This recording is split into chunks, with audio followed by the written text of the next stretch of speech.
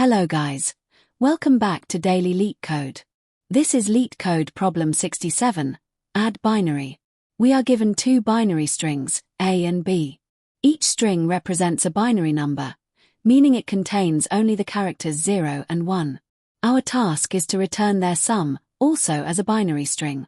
We are not allowed to convert them directly using built-in big integer functions in an interview setting. Instead, we are expected to simulate binary addition the way we normally add numbers by hand. So in simple terms, we need to add two binary numbers and return the result in binary format as a string. Let's understand the problem better using these examples. First example.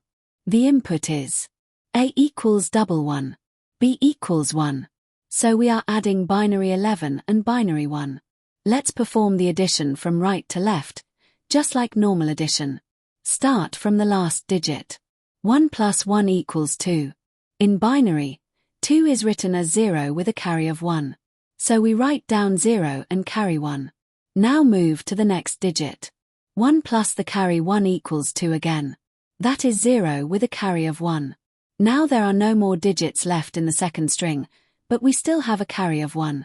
So we place that carry at the front. The final result becomes 100. So the output is 100. Second example. The input is A equals 1010, B equals 1011. Now let's add from right to left. 0 plus 1 equals 1. So we write 1.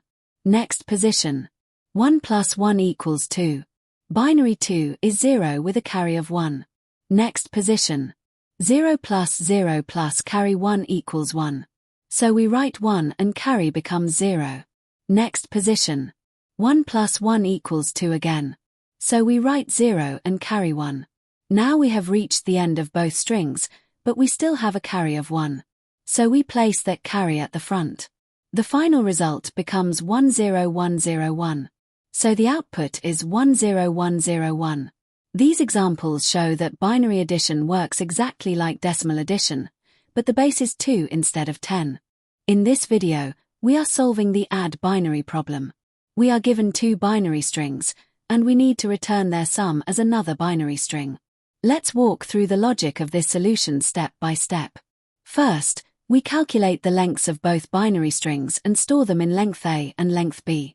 We initialize a variable called position to 0.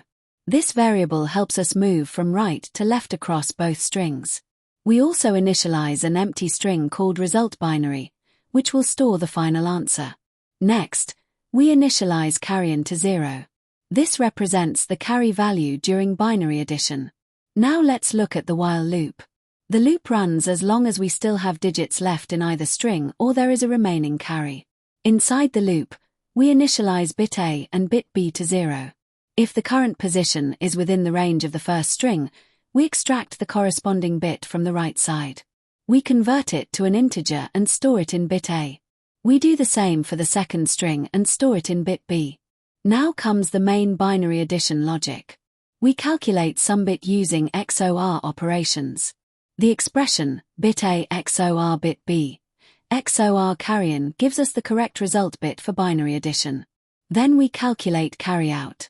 The formula, bit A XOR bit B, and carry-in OR, bit A and bit B, determines whether we generate a carry for the next position.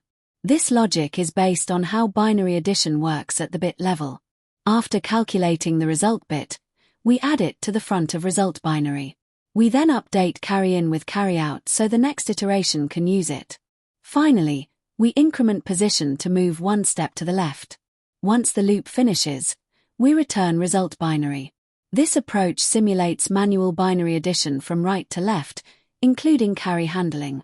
Now let's discuss complexity. The loop runs at most the maximum length of the two strings. So the time complexity is O of n, where n is the length of the longer string. The space complexity is also O of n because we build a result string of that size. This solution is efficient and avoids converting the entire binary string into integers, which is important for large inputs. That's how this binary addition logic works step by step. Let's test the solution with the examples. All right. The test cases passed successfully.